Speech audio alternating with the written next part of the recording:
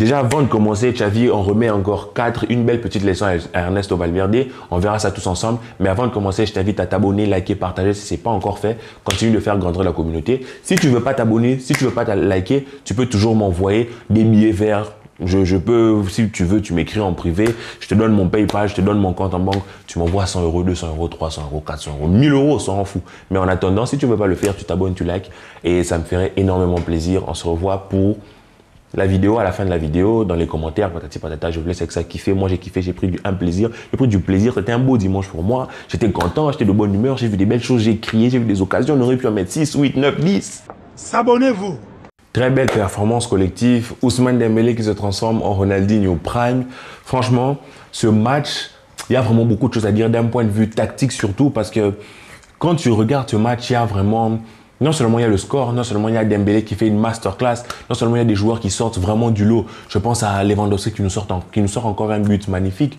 Je pense à Sergio Roberto qui fait une belle prestation. Je pense à Baldé qui est incroyable, qui avale le petit Williams. Je pense à Frenkie de Jong qui fait aussi une très belle prestation. Tout ça, il y a vraiment beaucoup. Si vous êtes amateur de tactique, si vous êtes amateur de tactique tout simplement, installez-vous, prenez le temps de suivre cette vidéo et de me dire ce que vous en pensez en commentaire. Excusez-moi pour le bruit que vous pourrez entendre gauche-droite. Alors commençons par la composition de match. Bon, quand j'ai vu cette composition, pour ceux qui me suivent sur Twitter, j'étais là en train de dire, j'étais étonné. Je me demandais vraiment ce que Xavi attendait de cette composition, c'est qu'il essayait de mettre en place. Mais on l'a vu tactiquement aujourd'hui, le pari de Xavi était un pari risqué, mais il a réussi à tenir ce pari, il a gagné ce pari-là. Maintenant, moi qui reprochais à Xavi certains choix tactiques, aujourd'hui, il m'a prouvé, il nous a prouvé, j'espère que vous aussi, il a prouvé qu'il peut prendre des risques tactiquement. Maintenant, ça dépend de comment on voit les choses. On pourrait dire, oui, Xavi renforce le milieu de terrain. Tout comme on pourrait dire, non, Xavi ne veut pas du tout sortir Busquets du 11 et réaménage les choses en fonction de Busquets.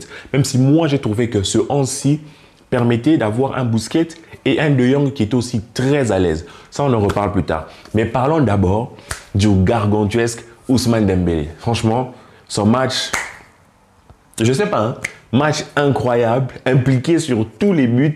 Il fait tout seul, comme un grand garçon. Franchement, c'était un très beau match d'Ousmane Dembélé qui, lorsque vous remarquez déjà sur son premier but, c'est lui qui met la frappe. Puis après le centre, c'est lui qui met le coup de tête sur le but de Sergio Roberto. Ça montre vraiment quelque chose sur lequel moi j'ai souvent insisté, le dédoublement et l'intention, le risque, la frappe.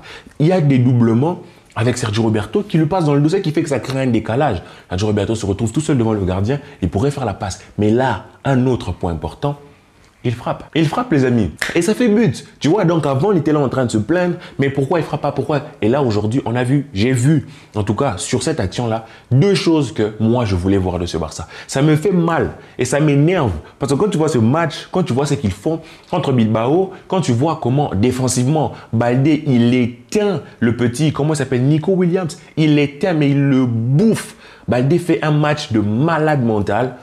Je ne sais pas, c'est peut-être son match référence. Le match qu'il fait là, le potentiel de Baldé, il est énorme. Et quand tu vois tout ça, tu te dis que cette équipe a un énorme potentiel. Et quand tu vois qu'on s'est gâché, qu'on s'est cassé les dents tout seul sur des erreurs individuelles bêtes, excusez-moi du terme, que ce soit contre le Bayern où on ne marque pas et contre l'Inter, on va peut-être aller en Europa League avec un groupe qui a le potentiel. Je parle bien du potentiel. Je ne suis pas en train de dire qu'on est le meilleur groupe du monde, on est la meilleure équipe du monde, on va gagner la Coupe du Monde, on va gagner la Ligue des Champions. Non. Je suis en train de dire que quand tu vois comment on joue, on a du potentiel à chaque poste. Maintenant, si on doit revenir tactiquement, on doit reparler, on reparlera des individualités au fur et à mesure.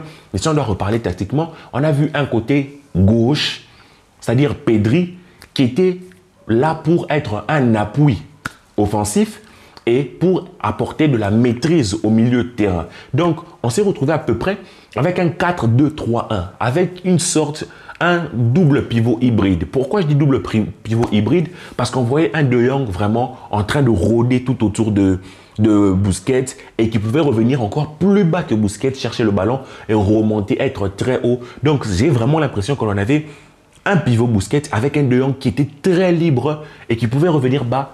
Franchement, c'est une tactique. C'est pour ça que moi, je pense que si on veut utiliser d'autres solutions à part un 6 fixe, si on ne trouve pas de 6 fixe, franchement, le double pivot, c'est vraiment une idée. Aujourd'hui, en voyant ça, je me suis dit, tu as un autre joueur à côté de De Jong en double pivot, C'est magnifique. Parce qu'en ce moment-là, tu peux exploiter et en même temps les facultés de Jong qu'il a pu nous montrer contre Villarreal et tu peux exploiter aussi la faculté de 6 parce qu'aujourd'hui, Busquets n'était pas très en danger. Busquets fait un match propre parce que justement, il y a un De Jong qui va tout autour de lui. Vous pouvez l'appeler la béquille de Jong. Tu vois? Et en plus de ça, dans ce cas 2-3-1 et dans les 3 devant, tu as retrouvé Kessié pour la grande partie du match avec un Gavi qui est sorti, ne vous inquiétez pas, il va bien, il aura toujours toutes ses burnes, il aura ses enfants, bref, voilà. Ce 4-2-3-1 et devant, qu'est-ce que tu avais comme 3? Tu avais Pedri, tu avais Kessié et tu avais Ndembélé. Comme je vous ai dit, ce milieu, ce côté avec Pedri. Pedri était sur l'aile, mais pas une aile offensive. Donc aujourd'hui, Xavi a pris le risque de tout miser sur le côté droit pour apporter l'offensif. Et le côté droit était, le côté avec Dembélé, bien sûr, c'est un côté qui était très offensif avec une aide défensive, alors que le côté gauche était un côté qui était très dans le contrôle avec une aide offensive et défensive. Donc, Xavi s'est dit, on va vraiment miser sur Dembélé aujourd'hui.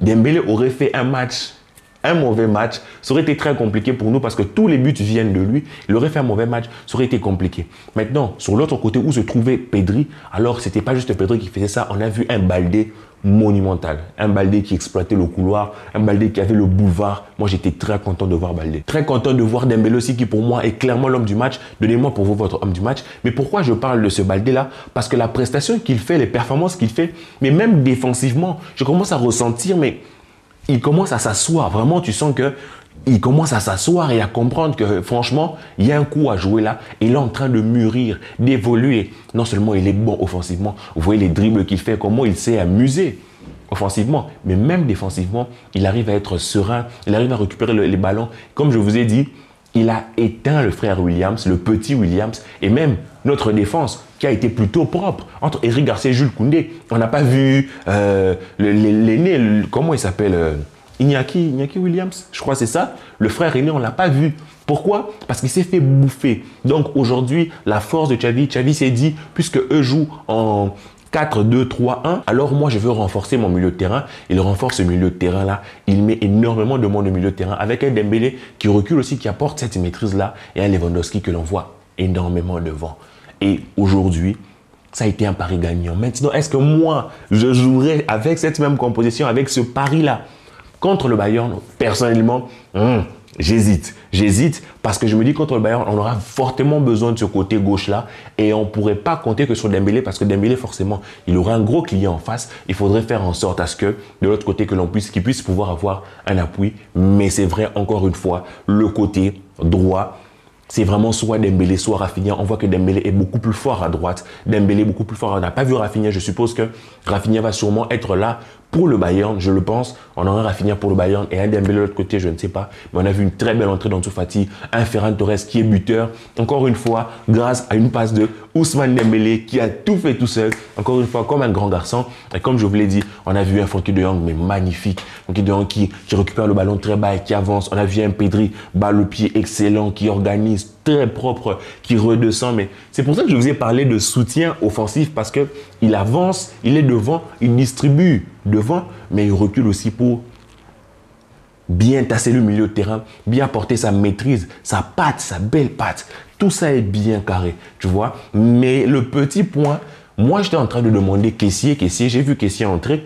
Son match, franchement, moi je le note sur un 6 sur 10, voire sur un 5,5. Désolé, vous allez vous fâcher contre moi, mais j'ai trouvé qu'il y avait un peu de nonchalance dans son attitude. Maintenant, est-ce que c'est pour un manque de rythme ou quoi? Je pense qu'il devrait montrer beaucoup plus d'entrain. Ça veut pas dire mettre les coups de coude, commencer à mettre des coudes et avoir des cartons jaunes. Mais je pense que sur certaines actions, il montre de la nonchalance. Ce n'est pas une attitude que les coachs aiment voir. Donc, j'espère qu'il va rattraper ça sur ce coup. En tout cas, face au Bayern, je ne sais pas si on remet cette composition. Dites-moi si vous êtes suffisamment en confiance pour remettre cette composition. Mais en tout cas, sur ce match, ça a été une masterclass des joueurs sur le terrain qui ont vraiment maîtriser leur adversaire. Ça fait notre 5e victoire à domicile. Ça fait que on n'a pas encore encaissé de but depuis qu'on a commencé la saison. Notre seul but que l'on prend, c'est contre Rayo Vallecano, un but. Contre Real de Madrid, je pense, 2 buts. Donc, tu vois que dans l'ensemble, on a correctement géré ce match. Masterclass, une nouvelle fois, je le répète, de Ousmane Dembélé. But extraordinaire de Lewandowski qui nous fait du Lewandowski, du high level. Et de l'autre côté, un balai qui explose Nico Williams, qui le bouffe, qui le mange. Un balai énorme, vraiment. J'aimerais vraiment le voir contre le Bayern, vraiment pour ce coup. J'aimerais vraiment voir Baldé. Je me dis, quitte à risquer, risquant, mettez en Baldé. Et notre défense centrale a été correcte. Est-ce qu'on va remettre la défense centrale contre le Bayern? Je pense que oui. Et à droite, malheureusement, on a Sergio Roberto qui sort blessé avec, je pense, son épaule. Il s'est fait une luxation de l'épaule. Et luxation de l'épaule, ça fait mal. Je l'ai déjà eu.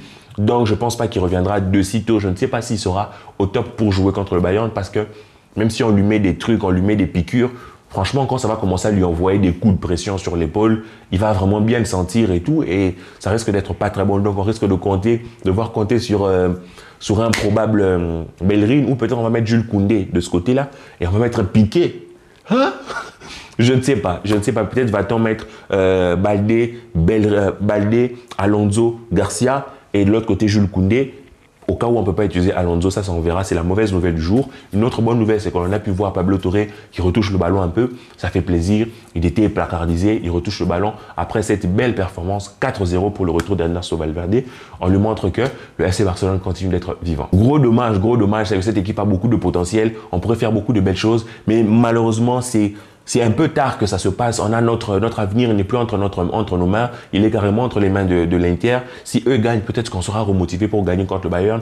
Mais c'est pas chose faite. C'est très compliqué et c'est regrettable. Mais je pense qu'on devrait évoluer et continuer de se construire. Cette prestation a été une belle prestation en fonction du match que l'on a eu. Ce n'est pas, moi, une composition que je remettrai à tous les coups. Parce que comme je vous ai dit, aujourd'hui, si on a un mauvais Dembélé, on va vraiment être en difficulté. Donc, moi, c'est une composition qui s'adapte à l'adversaire du jour. Maintenant, moi, je proposerai autre chose contre d'autres adversaires, contre d'autres problèmes. Et contre le Bayern, je proposerai clairement des ailiers et un milieu de terrain qui, moi, encore une fois, je mettrai De Jong dans ce milieu de terrain-là en 6. Mais, comme on sait que Xavi va sûrement nous remettre Busquets, ou peut-être va-t-il relancer ce même 11, mais ça serait extrêmement risqué. On va le laisser faire, on va considérer qui c'est ce qu'il fait. Dites-moi ce que vous en pensez en commentaire. Qu'est-ce que vous avez aimé de ce match? Quel est pour vous l'homme du match? On se revoit un peu plus tard les amis. Que la paix soit sur vous. Ciao.